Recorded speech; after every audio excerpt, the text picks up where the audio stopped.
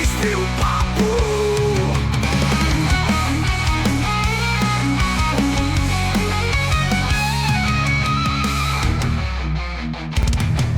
Espio Papo. Eu sou louco? Você é louco?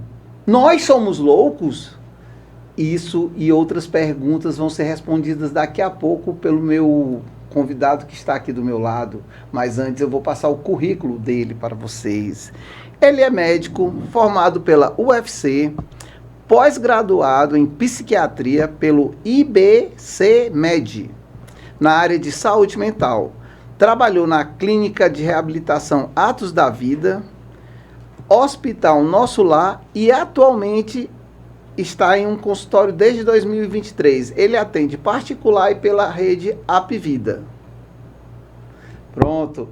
Nosso convidado hoje é o psiquiatra Dr. Júlio César. Boa noite, Dr. Júlio. Boa noite, cara. Tudo bom? Tudo ótimo. Ah, que beleza. Dr. Júlio, é o seguinte, nessa área da saúde mental, né?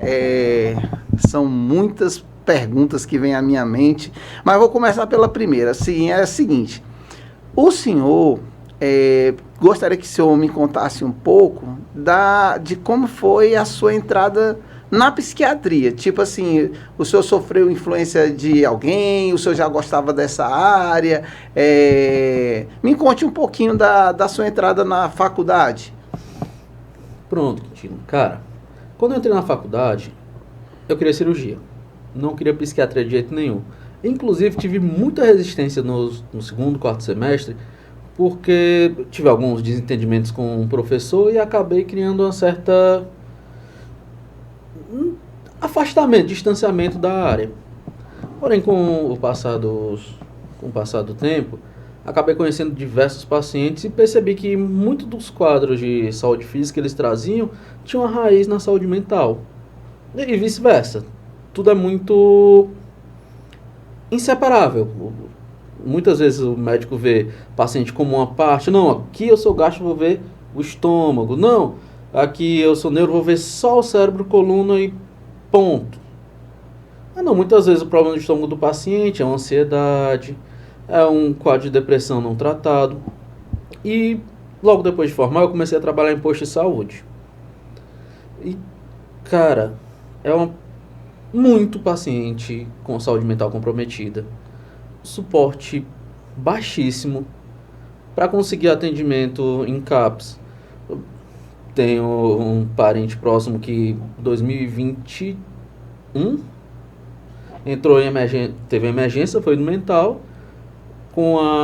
saiu do mental, não foi internado, mas saiu do mental com indicação para avaliação do CAPS.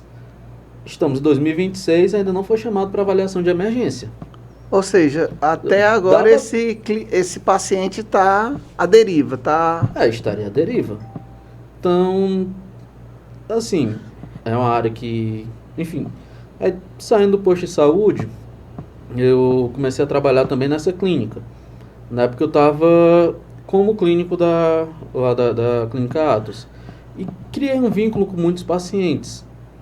E comecei a me apaixonar muito por essa área. Larguei um monte de cirurgia, saí das emergências que eu estava trabalhando na época no HGF, aqui no HCF, o antigo SOS, sim, no centro. Sim. E me dediquei quase que exclusivamente à psiquiatria. Então, na faculdade, o senhor me corrija se eu estiver errado, o senhor entrou, digamos, para medicina. Uhum.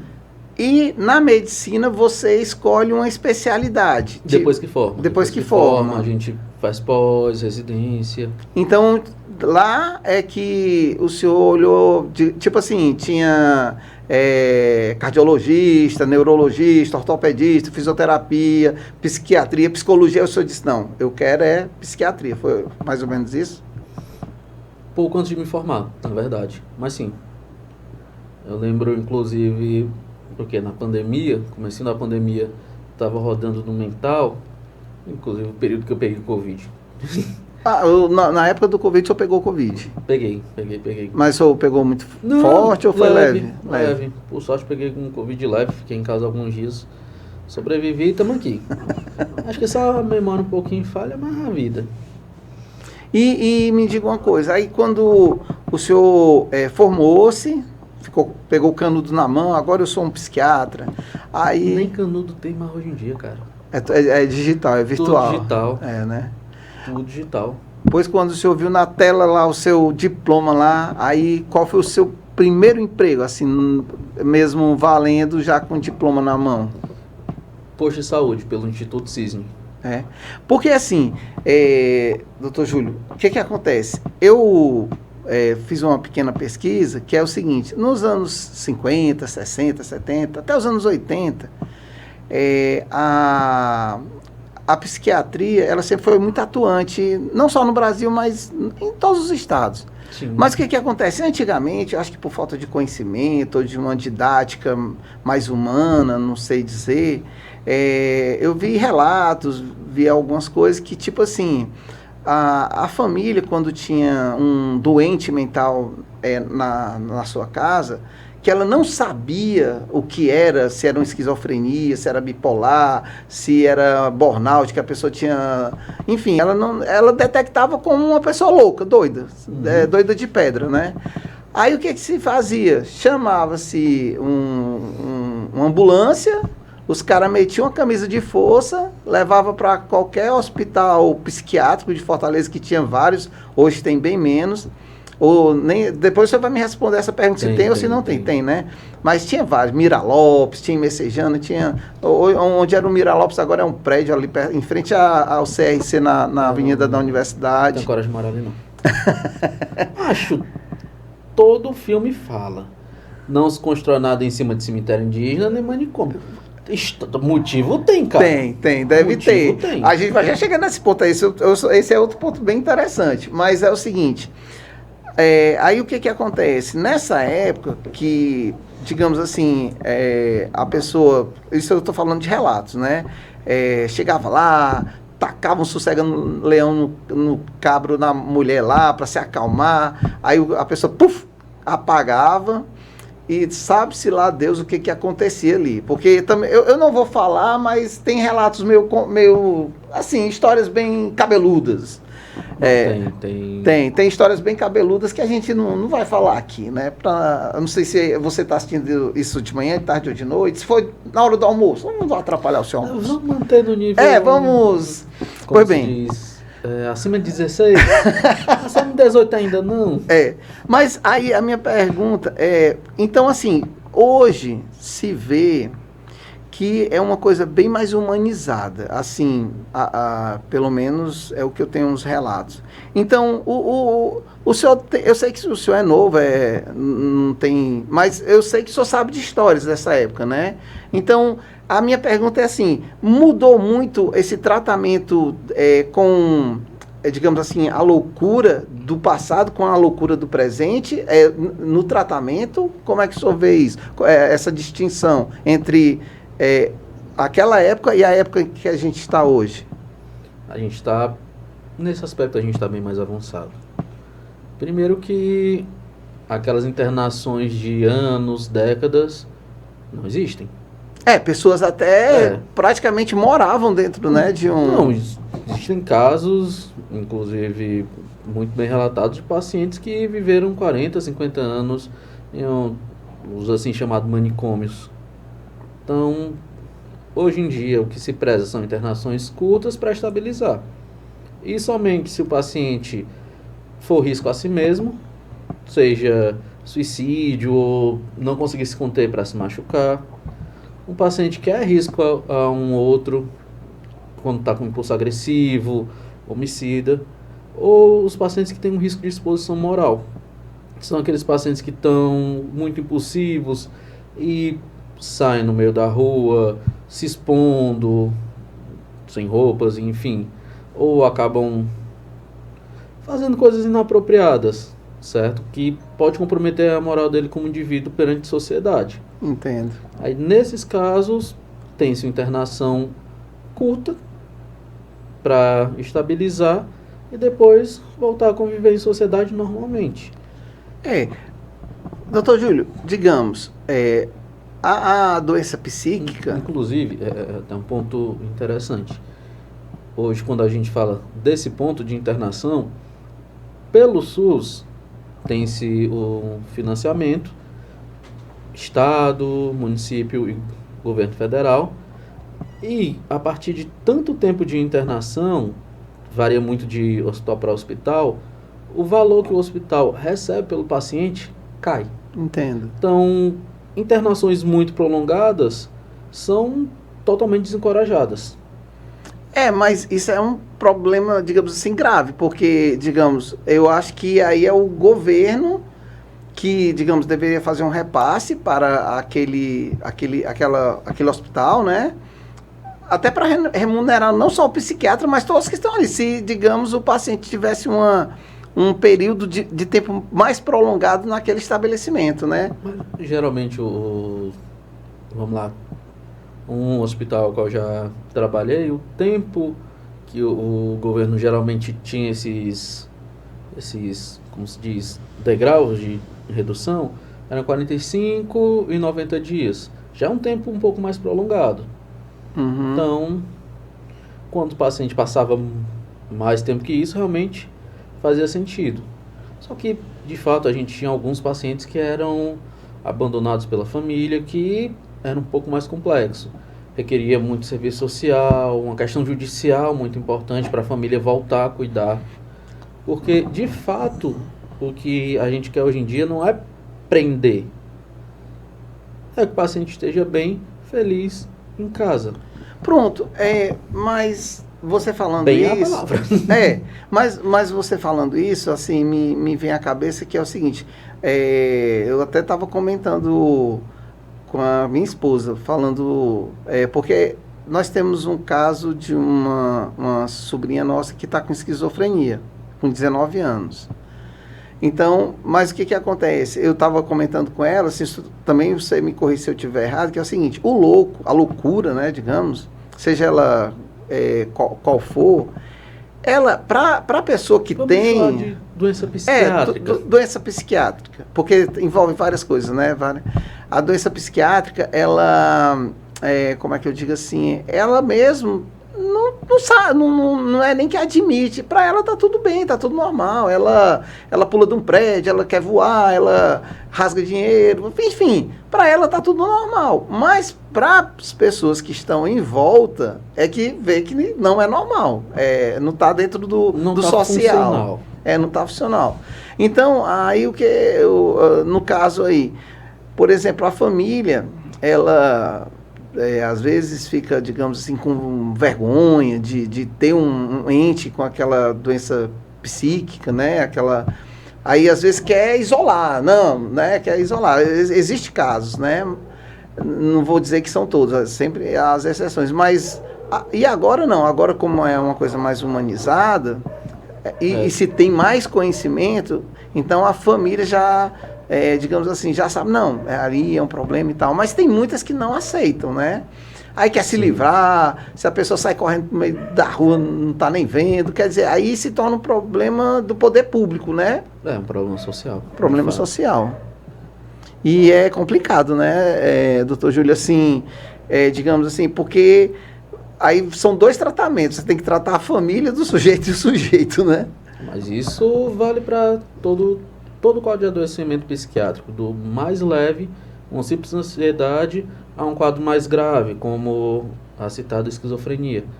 Você não trata só um indivíduo, porque quem está ao redor também vai ser muito influenciado. É verdade. É muito comum que eu atenda um paciente depressivo e quando eu vejo familiares, eles começam a conversar, também percebo que o familiar está com alguns sintomas depressivos. Porque não é que seja uma doença contagiosa, mas o ambiente acaba influenciando muito. Uhum. Hoje em dia, enfim, a situação não está muito fácil do ponto de vista financeiro. Para todos, né? Para todo mundo. Então, tem-se uma pressão muito grande. Uma pessoa adoece, a outra também tem predisposição a adoecer porque está no mesmo meio, sob o mesmo estresse. E muitas vezes tem também o estresse de tentar parecer melhor para cuidar do outro sem se cuidar. Aí a outra acaba adoecendo mesmo. Aí a outra pessoa melhora e você Adoece. No caso, por exemplo, as pessoas que não têm muito conhecimento, digamos, eu vou dividir aqui e fazer um jogo de 1 contra 1. Tipo assim, qual seria, por exemplo, a diferença, digamos, da esquizofrenia para bipolaridade? Forma simples ou complicada? Não, uma forma simples para quem está nos assistindo entender melhor. São quadros que podem ser confundidos nas formas mais graves. Vamos lá. Quando a gente fala de esquizofrenia, é um transtorno de desordem mental que, apesar do que se imagina ter muito se fala da questão das alucinações, delírios, mas nem todo paciente na crise vai ter esses sintomas, essa agitação, essa agressividade. Muitas vezes parece uma depressão. Inclusive, em mulheres, tem um pouco mais de dificuldade desse diagnóstico, porque parece uma depressão um pouco mais grave, que não responde a antidepressivos. Isso a esquizofrenia. A esquizofrenia, certo? O grande X é que a esquizofrenia cursa sempre com regressão. Sempre que o paciente entra numa crise, ao término ele tem uma perda de uma capacidade. E, por vezes, é bem visível. O paciente continua tendo crises, vai perdendo funcionalidade. Inclusive, já tive alguns pacientes que não conseguiam mais falar. É mesmo. Acontece isso. Perderam fala, raciocínio, viviam em condições mais... Mas eu isso... diria primais, por assim dizer. Perdiam muito do racional, perdiam quem eram. Mas isso... Isso anos e anos sem tratamento. Sem medicação. Sem medicação, sem terapia, sem tratamento no geral. Aí foram, na verdade eram 2 irmãos, não vou citar nomes por questões éticas, nem o local, mas eram 2 irmãos que demorou-se algum tempo para iniciar o tratamento. Quando foi buscar o tratamento, o irmão mais velho já estava muito comprometido, o irmão mais novo tinha um comprometimento intermediário, grave, ele precisava do cuidado de um terceiro irmão, mas mesmo estando com um comprometimento moderado a severo, ainda era mais funcional que o irmão mais velho. Então ele auxiliava nos cuidados. E aí o senhor falou bem claramente da esquizofrenia. Tem essa regressão. E a bipolaridade? O transtorno afetivo bipolar, ele é uma doença, como falei, mais do humor, um transtorno de humor.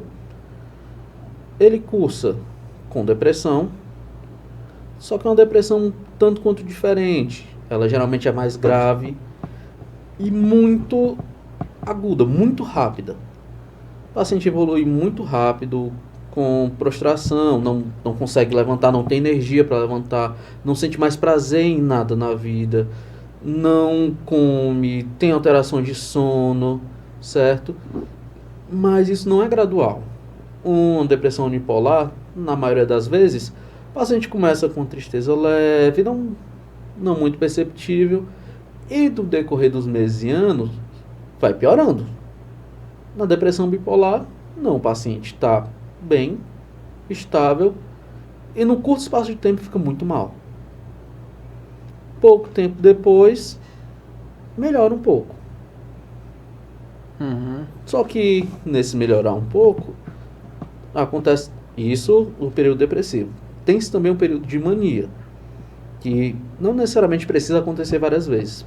Para a gente confirmar uma depressão bipolar, precisa de um episódio de mania, que é o paciente que se encontra extremamente eufórico, uma redução de capacidade de sono, ele dorme 2, 3 horas por noite, se dorme e fica bem, cheio de energia, começa a se tornar mais exagerado, mais expansivo, gasta muito, ou começa a ser um pouco mais impulsivo, se expõe ao risco, ou começa a ter um comportamento muito promíscuo, que ele não teria no seu normal, padrão. né? No seu normal.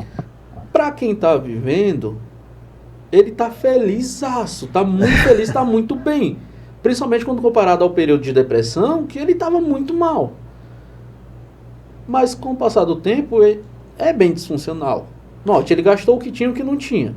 Sai desse período totalmente endividado.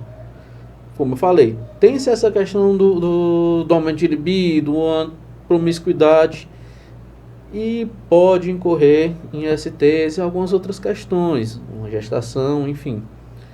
E além novamente, uso de substâncias que tem impulso. No Então, caso... Isso na mania. No caso, digamos, o senhor conhece algum caso que, digamos assim, o paciente, ele passa muito tempo, assim, no estado de esquizofrenia ou bipolaridade, assim... Nas crises? Nas crises, chega a demorar muito tempo ou são sempre crises curtas? As crises Vamos lá. Os episódios de mania esses de euforia são muito curtos. Por vezes, uma semana, por vezes, um mês. E essa depressão mais grave também pode ser curta, mas pode durar muito tempo. É mais comum que um paciente bipolar esteja na fase de depressão que na mania. Inclusive é o mais comum. E é uma depressão muito complicada de se tratar, porque ela realmente melhora um pouco com o antidepressivo, mas tem o risco de entrar em mania logo depois do antidepressivo. Então é sempre mais complicado. É mais complicado. Por isso que é importante a gente fazer essa identificação, essa diferenciação da depressão unipolar para a depressão bipolar. Porque na depressão unipolar, uma depressão leve, um transtorno depressivo moderado, responde bem a um antidepressivo, responde bem a uma dose baixa, às vezes muito indicado alguns medicamentos um pouco mais potentes, como um dual, certo? Que em uma depressão bipolar, o paciente pode entrar em mania e, inclusive, ter sintomas psicóticos. Aí, nesse ponto, parece, às vezes, com esquizofrenia. Mas é mais autolimitado. Existe casos, porque, assim, qualquer pessoa, quando está doente, às vezes, ou ela nega a doença, ou ela não admite estar doente, né? Assim, nos anos que o senhor já tem trabalhado com a doença psíquica, já chegou algum paciente dizendo assim, olha, doutor, eu estou doente, o meu problema é esse, eu preciso de um remédio, ou é mais negação, tipo, não, eu não estou doente, eu não preciso de remédio. Como é que o senhor vê esses casos assim? Tem casos assim? Hoje em dia é muito mais comum que os pacientes tenham essa percepção e vão procurar atendimento. Mas geralmente depois de um período muito longo de negação. Em alguns casos, isso não é tão incomum que eu ouça isso. O paciente está assim há meses, às vezes anos, só empurrando, dizendo que consegue vencer, que indo na igreja resolve, ou fazendo esporte resolve. Não estou dizendo que não resolva, que não melhore em algum ponto. Mas você está se cuidando, fazendo exercício, mantendo a rotina e continua piorando, é preciso procurar um especialista. Tem coisas que não dá para resolver só. E no caso, por exemplo, as rotinas do dia a dia, tipo, a pessoa tem um trabalho, é hora de entrar, hora de sair, aí tem hora do exercício, vai para academia, aí tem a hora de relaxamento, vai para a frente da TV ou pega ali um feed no celular. Você tem uma rotina, diariamente, todo dia aquela rotina. Isso ajuda as pessoas que têm esse problema, ou digamos, uma pessoa que não tem rotina nenhuma, é home office, uma hora está aqui, outra hora está lá, vai na academia uma vez por mês, em vez de todo dia. Você me complica, né? Não, eu digo assim, é comparar assim, se a rotina, ela... digamos assim, tem pessoas que têm uma rotina e tem pessoas que não têm rotina. Digamos assim, eu vou dar um exemplo de uma pessoa que não tem rotina. Eu sou... Porque assim, eu eu sou home office, né? Eu trabalho em casa. Então, assim, mas como eu sou uma pessoa muito desorganizada, então eu não tenho muita rotina. Eu, em vez de ir na academia de manhã, às vezes eu à tarde, às vezes eu não vou, passo o mês sem ir e tal. Mas, assim, o que eu quero dizer é que uma pessoa que tem uma doença psíquica, ela, digamos assim, ela passou no concurso público, ela entra no serviço público e do meio do caminho em diante ela se descobre que tem uma doença psíquica. Aquela rotina de trabalho para ela pesa no problema dela ou ajuda a, digamos assim, a não... Por exemplo, como ela tem aquela rotina de trabalho e tudo, é mais ou menos isso que eu estou perguntando. Cara, é uma pergunta muito complexa. É complexa. Porque, como você falou, um ponto interessante. Você falou, eu sou um pouco mais desorganizado, não tenho uma rotina tão fixa, vou às vezes na academia de manhã, à tarde. Para você ter uma rotina fixa, muito fechada, seria bom, de fato? Para você que tem um funcionamento dessa forma e que trabalha de forma criativa, precisa de um pouco mais de liberdade para exercer sua criatividade. Não necessariamente a rotina seria boa, mas mesmo assim existem rotinas que você segue. Você acorda geralmente mais ou menos no mesmo horário, tem refeições mais ou menos no mesmo horário, dorme mais ou menos no mesmo horário. Algum grau de rotina você mantém. Sim, sim. Justo? Sim. Justo. Quando, inclusive, eu recomendo que fique mais na academia, né? Mas fixe. E com certeza. Essa questão do trabalho é um ponto muito interessante, porque muitas vezes tem gente que diz que a nossa função é dar atestado pro pessoal que diz que está com ansiedade. Não, cara, não é assim não, né? Eu já escutei isso. Fiquei irritado, mas relevei. O X tem gente que estar em casa é um fator de melhora. E o trabalho é uma estressão muito grande. Por causa da pressão, né? Às tem vezes... gente que sofre assédio moral diariamente. Tem um estresse muito grande. O pessoal que aí trabalha com atendimento ao público tem uma pressão muito grande, cara. Digamos assim, então, no seu consultório, por exemplo, o senhor já recebe muita questão de burnout, do assédio, assim, a pessoa entra numa ansiedade. Tenho muitos relatos de assédio moral no consultório. Quase diariamente, inclusive. Quase diariamente é um relato que eu escuto. Mas isso pode provocar ou ser, digamos assim, um estopim de algum problema psíquico? Pode sim. O indivíduo pode estar bem, trabalhando bem e rotineiramente sendo hostilizado, ofendido, massacrado por alguém que em tese devia dar o suporte. Uma figura de confiança, uma figura de poder que devia estar ali para lhe apoiar, para unir. Então, o tempo todo te minando. Isso vai atrapalhar a saúde mental. É bem complicado. Infelizmente, muito usual. Doutor Júlio, me diga uma coisa. Digamos, o autismo... Desculpa, acho que eu não terminei de responder a última pergunta. Agora eu me toquei quando você falou dessa questão do trabalho e da rotina. Finalizando, existem pessoas que têm o trabalho como um fator de estresse, mas existem pessoas que têm o trabalho como alívio. Tenho relatos de alguns policiais que amam o que fazem, apesar de ser um fator de estresse não muito grande. Mas em casa acaba sendo mais estressante, tem mais estresse, tem uma pressão maior e prefere para o trabalho. Mas o policial, eu explico, ele sofre burnout da esposa e desconta no indivíduo lá fora. Isso aí, eu não sei, não tô lá.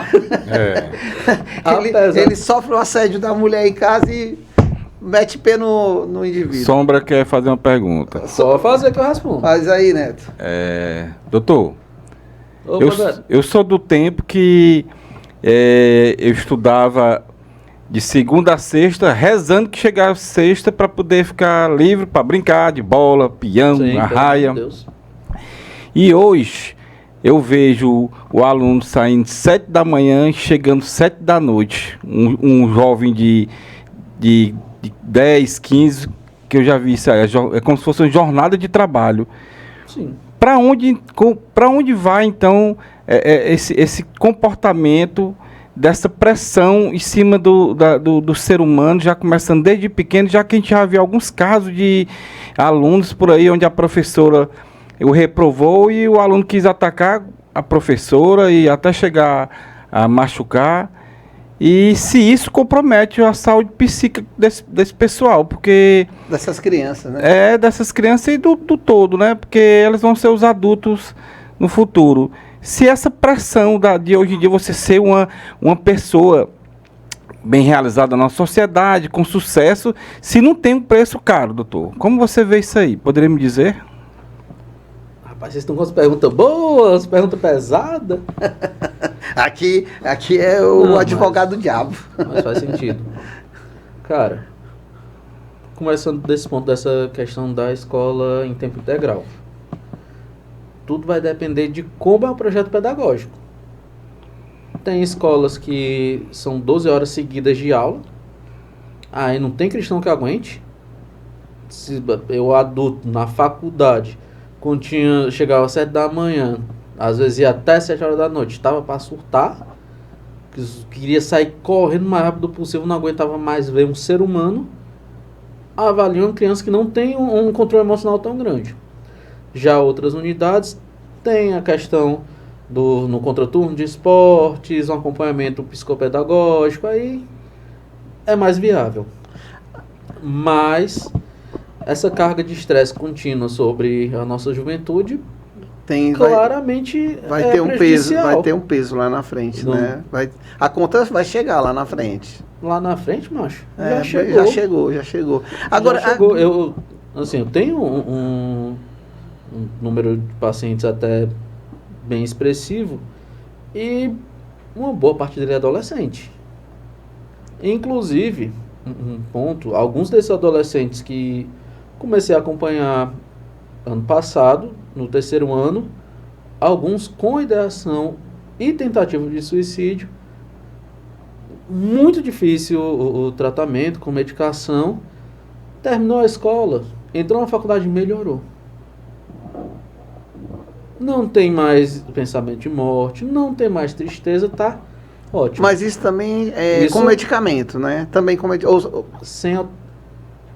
Por exemplo, penso agora em 2 casos específicos que no espaço de 4 meses não houveram alterações na medicação. A única diferença foi sair da escola e entrar na faculdade ou no cursinho, houve uma melhora. Agora, doutor Júlio, uma pergunta. Um pai, uma mãe, digamos assim, desesperado, entra no seu consultório e faz aquela célebre pergunta: doutor, eu sei, o senhor já diagnosticou aqui o meu filho com esquizofrenia, mas eu quero saber uma coisa: esquizofrenia tem cura? Não. Mas tem tratamento. Não tem cura, mas tem tratamento.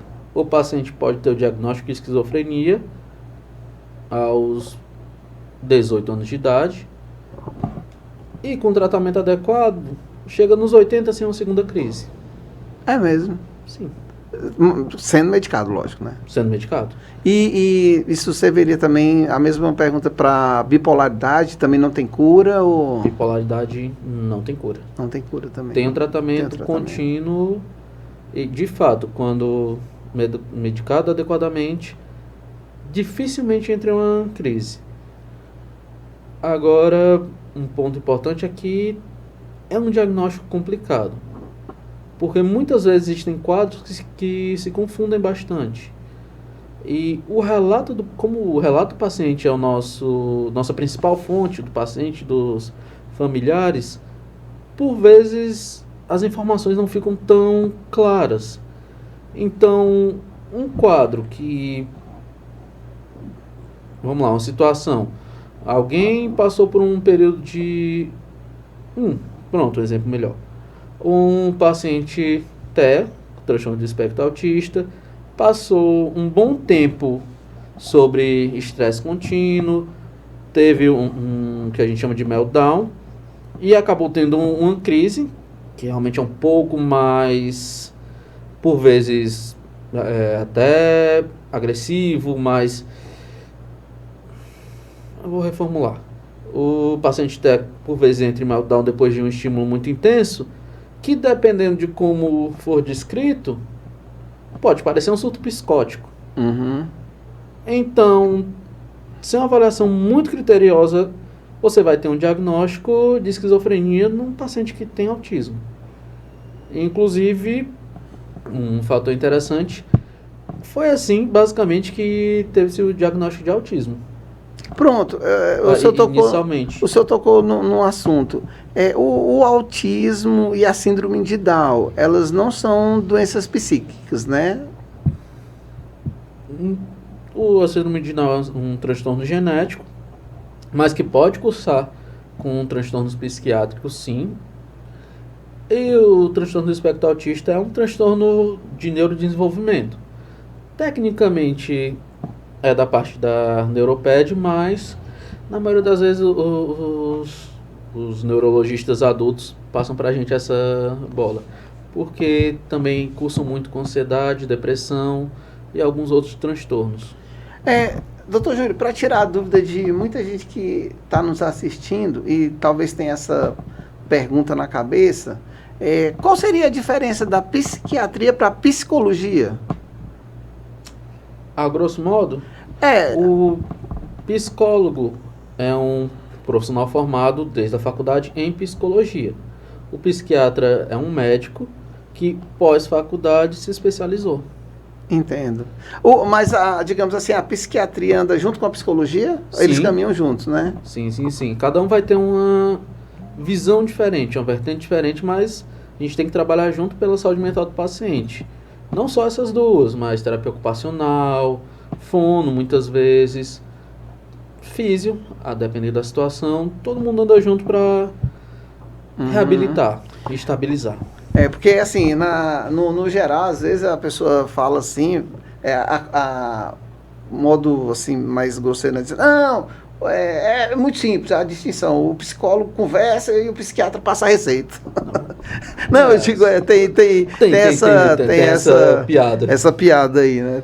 Mas não é assim, não. A coisa é... A psiquiatria também vem muito de conversar, vem muito de entender o paciente. Se eu não entendo o paciente, se eu avalio o sintoma somente, aí não estou fazendo nada. Uhum. Eu estou dando de pirona para uma dor de cabeça sem saber qual é a fonte. Não, tá, mas essa dor de cabeça é uma dor de cabeça nova, é uma dor de cabeça antiga que você sempre sente. Como foi que isso começou? Você tem que entender a origem de tudo. Você não vai tratar a depressão. Você vai tratar o paciente. Pronto. Mas, digamos assim, a depressão, ela também, eu digo assim, está ligada ao psique, né, da criatura. Tem a ver com tristeza, né, você se trancar e tal, geralmente. Tem na depressão podem ter essas dois grandes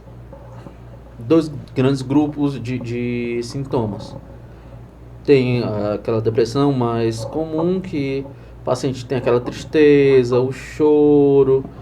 Não quer sair de casa, quer ficar trancado. Já tem esse outro perfil. Pode estar nessa depressão, tristeza, mas pode ser um paciente que tem uma fadiga, ele não tem energia para fazer nada, não sente mais prazer em nada da vida, ele não é também muitas vezes, ele tem uma apatia. Agora, depressão, mas agora, também um outro tratamentozinho. A depressão, ela, assim, graças a Deus, é um problema que tem cura, né? A depressão tem cura, né? Depressão unipolar tem cura. Tem cura, né? Assim, abrir um parêntese. Um episódio depressivo tem tratamento e cura. Agora, tem alguns outros quadros que... depressão sazonal, depressão recorrente, que realmente o paciente geralmente precisa medicar por muito mais tempo. Mas a depressão, ela pode levar a algum outro problema psíquico? Ou não? Desenvolva. Tipo, pelo fato da pessoa ficar muito tempo ali isolada, não querer conversa com ninguém, ela... Assim. Quando a gente vê um paciente com sintomas depressivos, a gente tem que ver se de fato é uma depressão. Como eu falei, por exemplo, na esquizofrenia muitas vezes tem esses sintomas negativos, que é uma tristeza, uma redução de energia, e parece muito uma depressão, enfim, tem outros sintomas também, mas parece muito uma depressão, certo? Mas é uma esquizofrenia. Na depressão bipolar, a mesma coisa. Tem os sintomas depressivos, mas não é. E na própria depressão, com uma depressão muito grave, o paciente pode desenvolver sintomas psicóticos, alucinações e outras questões, e de fato não ser nenhum outro quadro. A depressão pode se tornar um quadro muito grave sem necessariamente virar outra coisa. Mas doutor também Júlio, tem que saber se é de fato depressão e não uma outra coisa desde o início. eu já ouvi relatos de que na esquizofrenia as pessoas, às vezes, geralmente, costumam ouvir vozes, né? Tem alguém falando ali com ela escuta vozes. Na bipolaridade também a pessoa escuta vozes também, ou não, só é na esquizofrenia? Não. Vários quadros psiquiátricos têm as alucinações. A própria depressão pode ter. Esquizofrenia é um clássico. O que geralmente é mais ouvido que vê, de fato. Um transtorno bipolar, uma depressão mais grave, pode ter esses sintomas. No episódio de mania, pode ter também. Uhum. Então, é muita coisa. Muita coisa que pode dar alucinação. É complexo pra caramba. E às vezes também é importante a gente diferenciar se é o que a gente chama de alucinação ou pseudo-alucinação. Porque quando o paciente ouve, mas ele sabe que não é real, então, a grosso modo, não seria uma alucinação, seria uma pseudo. Ele sabe que aquilo não é real. Na alucinação, ele não consegue diferenciar ao certo o que é real, que as outras pessoas vão conseguir ouvir, e o que ele somente consegue ouvir. Para ele, a realidade é a mesma. É como se a gente tivesse em dois mundos em paralelos. Entendo. Em um, estamos nós três, o Sombra ali atrás, não tem uma terceira pessoa aqui não, tá, gente? Ok, então tô aqui. O Sombra tá ali, tá todo mundo ouvindo. Mas em uma realidade paralela, por assim dizer, estamos nós três e mais alguém aqui. Nós, que não, digamos, vocês dois não têm esquizofrenia, me veem e se ouvem. Entendo, estou entendendo. Eu vejo vocês, mas também vejo esse aqui. E ouço. Na maioria das vezes ouço. Não tem esquizofrenia, para deixar isso claro. Mas... Ele está dando um exemplo, viu? por favor. Mas é indistinguível. Eu não saberia se a sua voz é real de fato ou a dele é de fato. Porque para mim é a mesma coisa, é o mesmo processamento no cérebro. Doutor Júlio, eu vou lhe fazer uma pergunta que eu acho que o senhor assistiu. Eu vou lhe citar um filme que eu acho que o senhor assistiu. O senhor assistiu o filme Uma Mente Brilhante? Pronto, então vamos... Já há muitos anos. Muitos anos. Gente, é o seguinte, quem não assistiu esse filme, assista. Ele fala muito desse quadro. Por favor. E é um excelente filme. Aí eu vou dar um spoiler aqui, porque eu tenho que falar aqui, então eu vou dar um spoiler aqui. Mas, num determinado momento do filme, quando ele chega para a mulher dele e diz assim, fulana, eu sei que eu estou doente. Aí ela diz assim, por quê? Porque as pessoas com quem eu converso, eu notei que já passaram-se anos e elas não envelhecem. Então, eu sempre falei com pessoas que nunca existiram. Aí, a partir daquele momento, dá um estalo e ele... O insight. Um insight. Isso acontece, porque aquele filme é baseado em fatos verídicos, verdade, né? Esse insight é um fator muito importante no adoecimento psiquiátrico. Muitas vezes o que vai diferenciar um processo de melhora mais simples de um pouco mais complexo é o insight. O paciente perceber a própria doença. Tem uma diferença muito grande entre um paciente que chega no seu consultório com todos os sintomas de mania e diz, não, eu sei que eu estou entrando em mania. Eu sei que eu não estou funcional. Show. Ele vai entender o que está acontecendo, ele vai aceitar o tratamento porque ele sabe o que ele precisa. É diferente de um paciente que chega disfuncional no seu consultório, mas ele está bem com isso. Para ele não é um problema, mesmo que depois ele saia totalmente endividado, por vezes ferido e muitas vezes tendo agredido outras pessoas. Isso acontece. Mas enquanto ele não se vê como doente, ele não vai aceitar o tratamento. Para que eu vou tomar o remédio se eu não tenho nada? É complicado, Ave Maria. É bem complicado. Doutor, é o seguinte, a gente vai dar uma mudada aqui de chave só para tocar no outro assunto que não, cara, não tem nada a ver com não, peraí, esqueci de dar psiquiatria. teu presente. Tô ganhando um presente aqui, ó. Vou ver o que é. Na verdade, tecnicamente são 2. Cara, gente, que é isso? Eita, olha aqui. Olha aqui. Tá vendo isso aqui? Ah, não, cara. Acabei de assistir a série. É, edição número de One Piece.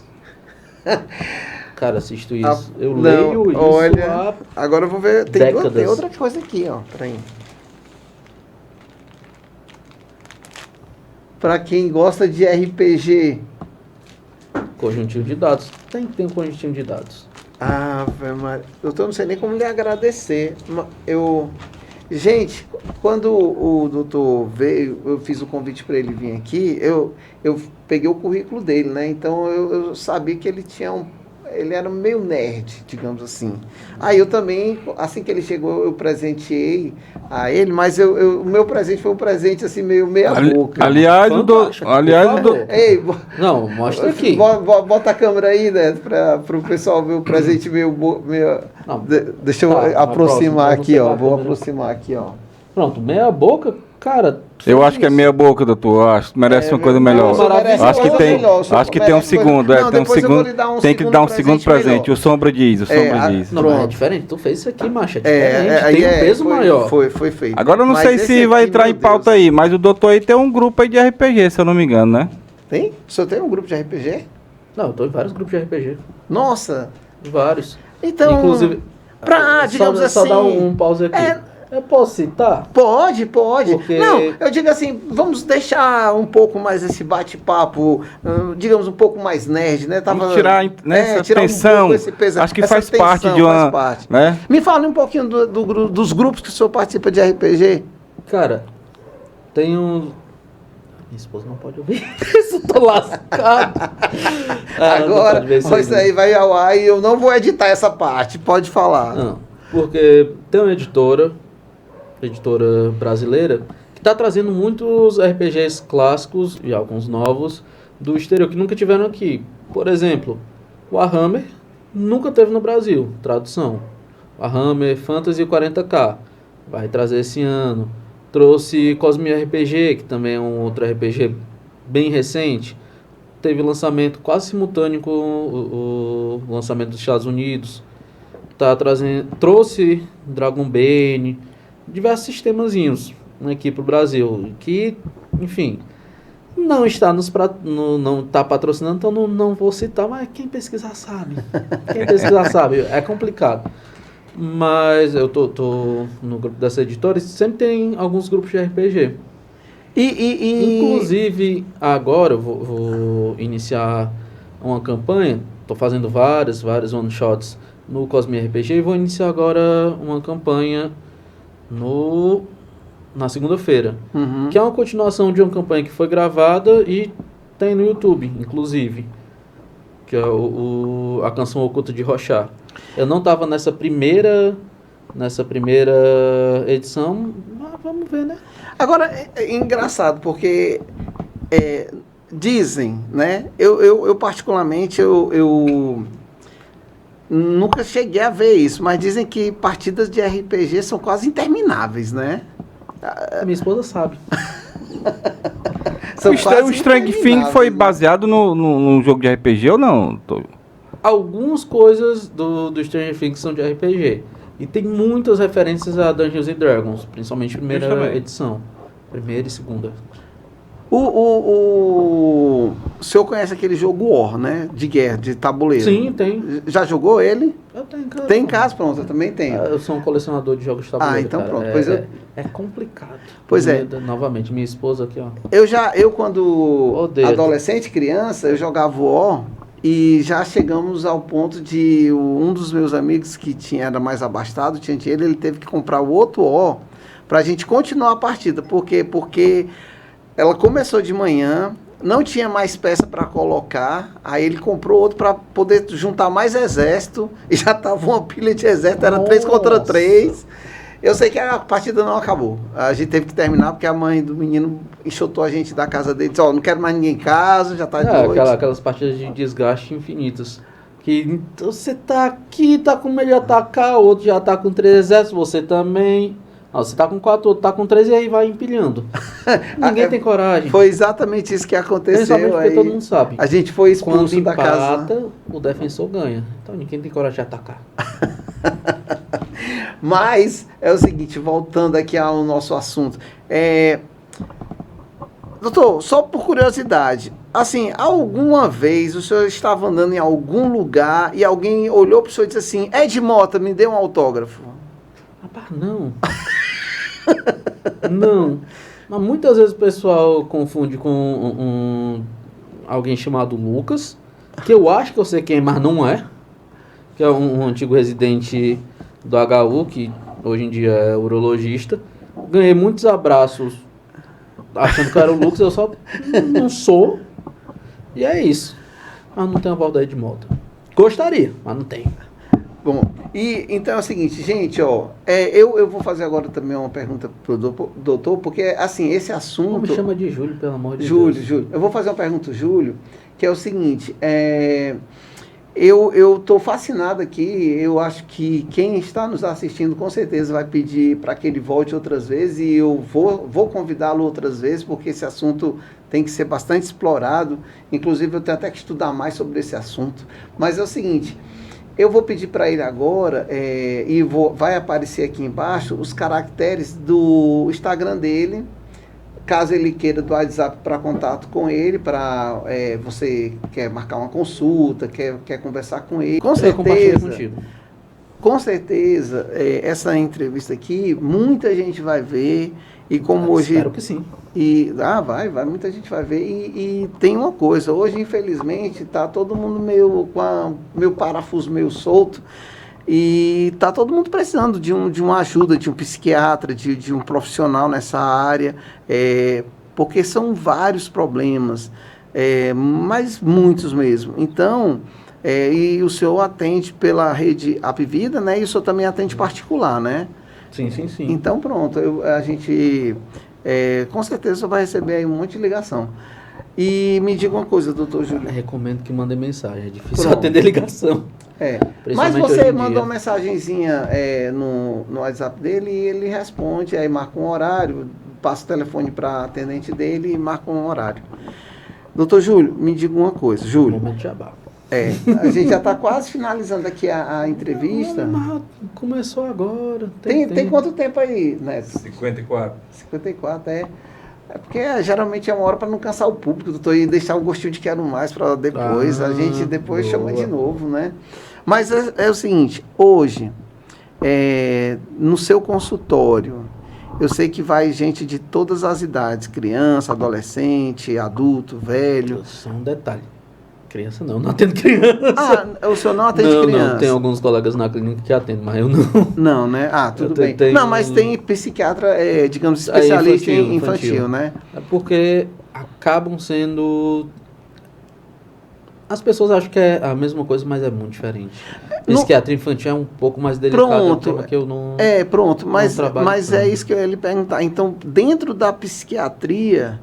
Existe uma especialidade só para crianças, não é isso? Sim. Aí tem algum nome específico para esse tipo de psiquiatra que trabalha só com crianças? O psiquiatra pediátrico. Pediátrico, né? Tá. Psicoped.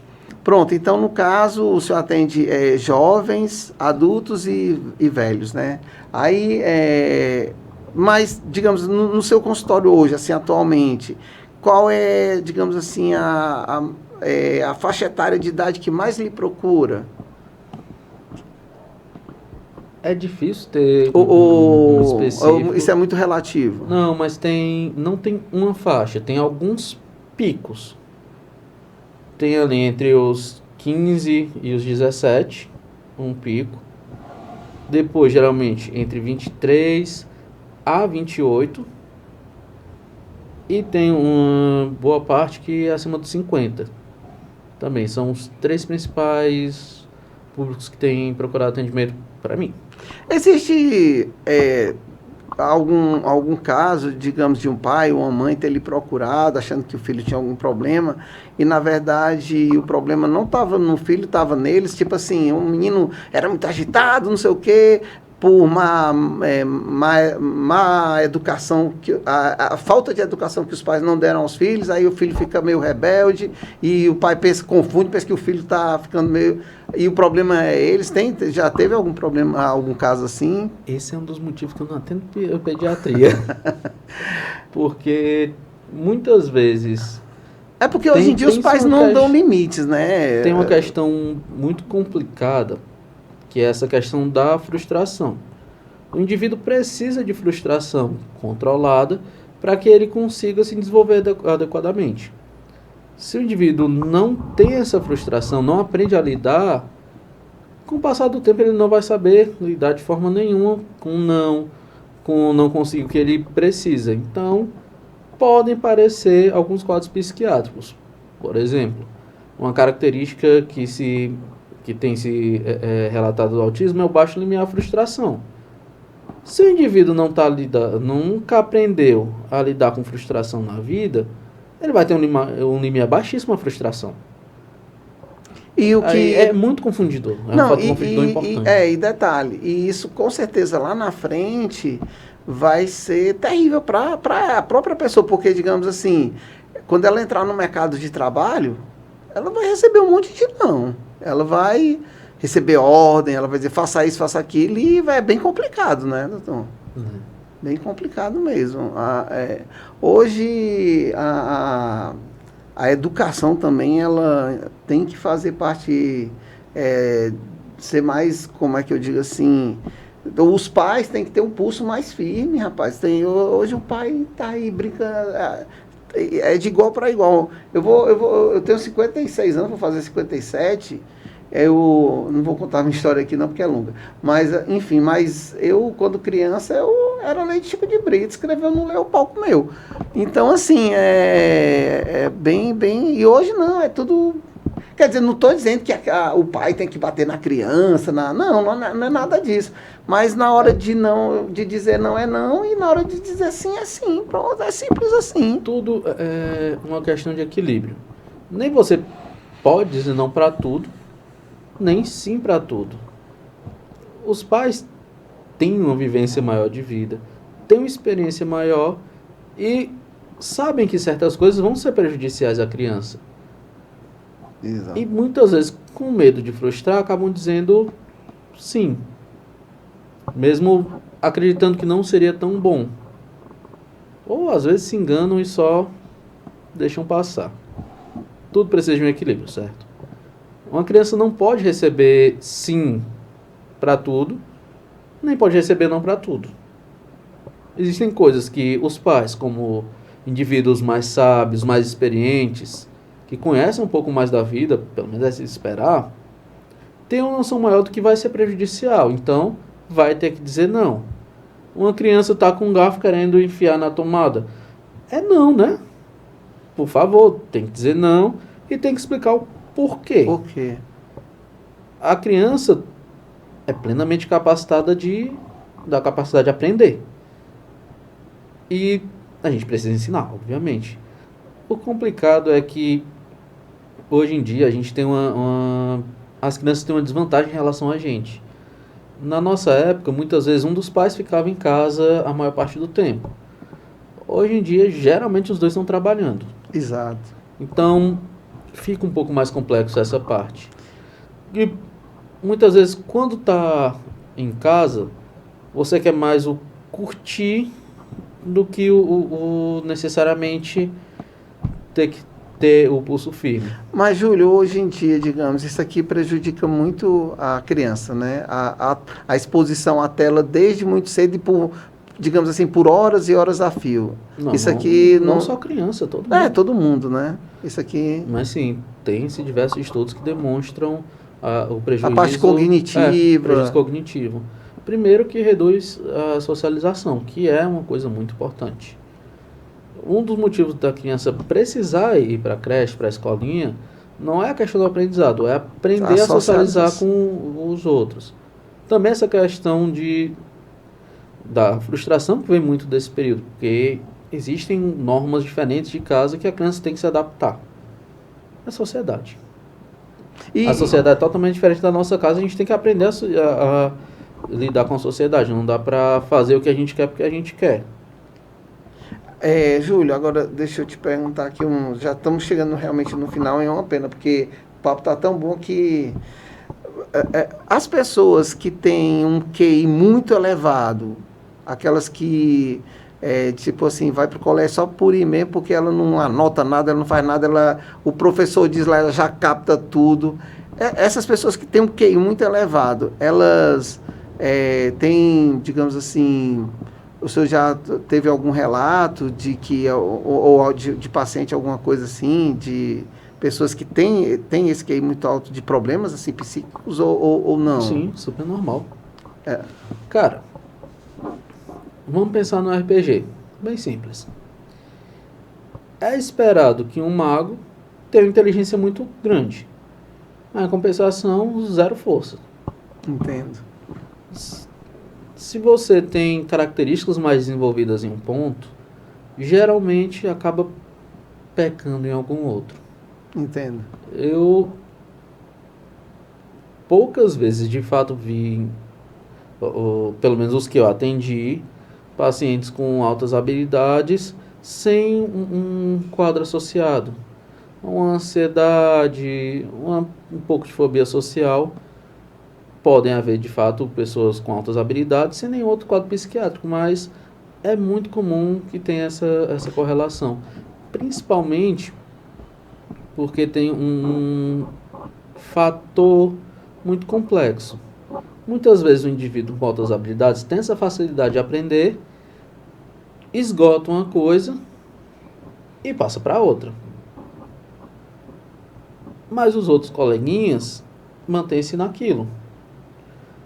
Muitas vezes o indivíduo acha que está nele o problema, que ele não está conseguindo captar o que os outros estão e se joga para baixo, por assim dizer. Eu já vi relatos e já vi também na internet casos assim, doutor. Digamos, a pessoa ela tem autismo, mas num nível muito, quase imperceptível.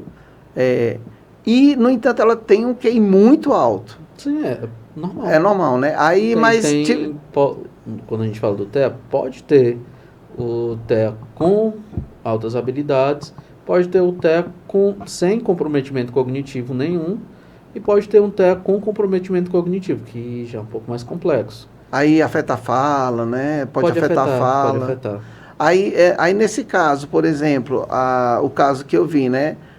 A pessoa tinha esse problema, mas era o QI altíssimo, muito inteligente, pegava tudo no ar, assim, tinha aquele ouvido musical absoluto, né? Pegava aqui o violão, ouvia uma música e já tocava, enfim.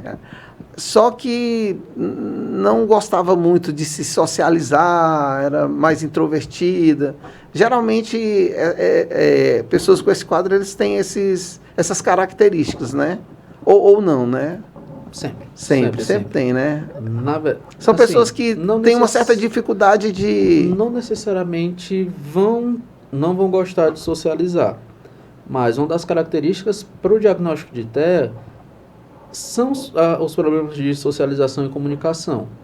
Quando a gente fala de comunicação, não só a fala, mas muitas vezes uma comunicação efetiva. Não, por exemplo, nesse caso específico que eu vi, por exemplo, a pessoa, ela se comunicava com qualquer pessoa, mas ela tinha uma preferência por se comunicar mais com crianças do que propriamente com adultos. Tipo assim, ela não via as conversas dos adultos não interessavam. Às vezes gostos mais próximos. Mas essa questão da comunicação também tem essa nuance do social, que você não entende como fala, subcontexto, não. Você não entende, primeiro, você não vai ter, alguns vão ter uma certa dificuldade em entender linguagem figurativa, podem levar tudo ao pé da letra, então perde muito dessa nuance. E também, muitas vezes, tem uma questão de não entender o sentimento, de não compreender necessariamente o que o outro está sentindo. Mesmo que você consiga, de fato, estar aqui falando, você perde o que o outro está sentindo, então não comunica de fato. Entendo. E a questão do socializar também é importante. A questão do socializar, a gente tem que ver não só de comunicar e estar com os outros, mas de formar vínculos. Muitas vezes o indivíduo consegue conversar com qualquer um, consegue bater um papo e vive anos assim, de amizade Entendo. ou coleguismo, mas não forma um vínculo forte. Entendo. Não é um vínculo social confiável. É aquela coisa de, se for embora, tudo bem. Assim, é indiferente, né? Não é que seja indiferente, mas que de fato não vinculou. Não, pronto, como você é o Sombra. Tem um vínculo. Tem uma amizade, é uma parceria. Tem essa dificuldade de formar parceria. Não é descartável, doutor. Aquilo que se usa ali, pronto. O TDAH, ele é considerado um transtorno também, assim... Transtorno de neurodesenvolvimento também. Também, né? A dislexia... Dislexia também é transtorno. Na psiquiatria, transtorno é tudo aquilo que é prejudicial. Tudo aquilo que é patológico. Ou seja, problema. Uhum. Se algo lhe prejudica, é um problema, um transtorno. Porque é uma palavra muito pesada e as pessoas veem, não tem um transtorno. Mas, basicamente é isso. Se é um problema, se ele causa prejuízo, é um transtorno. Ou um transtorno depressivo, um transtorno ansioso. E causa problema. Entendo. Ponto. Neto, é o seguinte, estamos finalizando aqui a nossa entrevista, o nosso bate-papo, mas antes eu gostaria de saber se você teria uma última pergunta aqui para o Dr. Júlio. Não, acho que a pergunta que se eu for fazer vai demorar muito mais tempo e acho que ficaria para outra ocasião. Esticar não, é para esticar para outro programa. Outra ocasião. Mas é o seguinte, então, gente, foca aqui, o Neto, apelidado agora de Sombra, o Sombra, é o Lombardi. Gente, é o seguinte, que papo maravilhoso e gostoso, né? Porque hoje, infelizmente, a gente já não sabe mais quem é normal. E eu estava esperando ele chegar aqui, porque eu vou falar uma coisinha rápida. Quando ele estava chegando aqui, eu me lembrei muito de um personagem do quadro do Chico Anísio, da Escolinha do Professor Raimundo, que era um personagem que dizia assim, eu sou normal! Bom, enfim, mas, gente, eu vou passar agora a bola para o Dr. Júlio, ele vai fazer as suas considerações finais, ele vai se despedir do público dele, com certeza ele tem muita gente que vai assistir essa entrevista com ele, então, aí depois a bola passa para mim de novo e eu me despeço de vocês. Então, Dr. Júlio, essa câmera é sua e fique à vontade, fale o que você quiser aí. Cara, foi maravilhoso ter esse momento de conversa, esse bate-papo. Só achei curto, a gente podia falar um pouquinho mais, mas... Não, com certeza, vai rolar. Por uma xícara de café aqui a noite toda. Assim, foi um prazer. Mas tem um problema, viu? Porque aí a sua mulher eu ia ter problema com a sua esposa. Não, eu ia ter problema. Com certeza ia ter. Inclusive, antes daquela na ligação, ela disse para não demorar. Não vou demorar. Gostaria, mas não vou.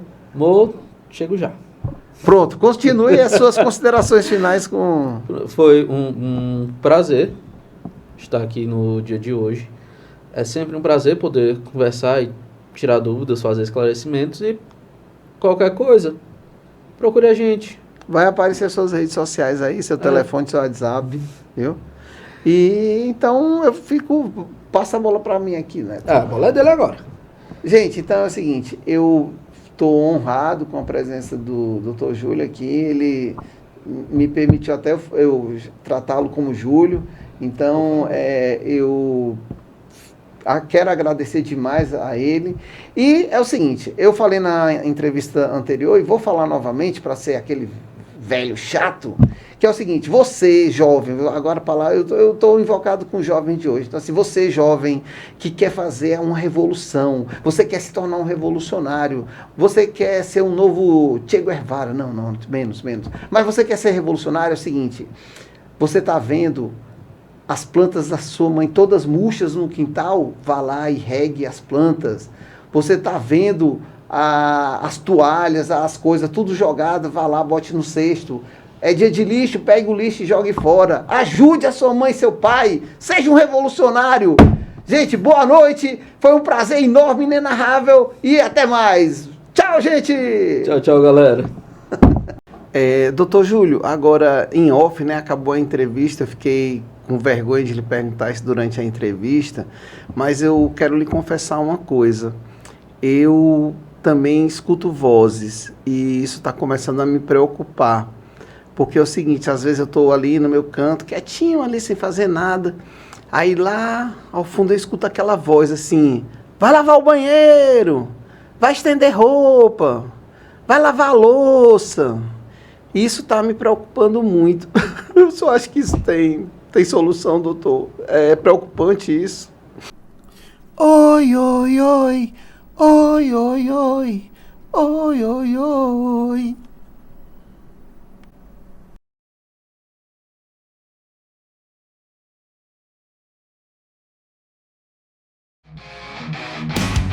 Estrela Papo.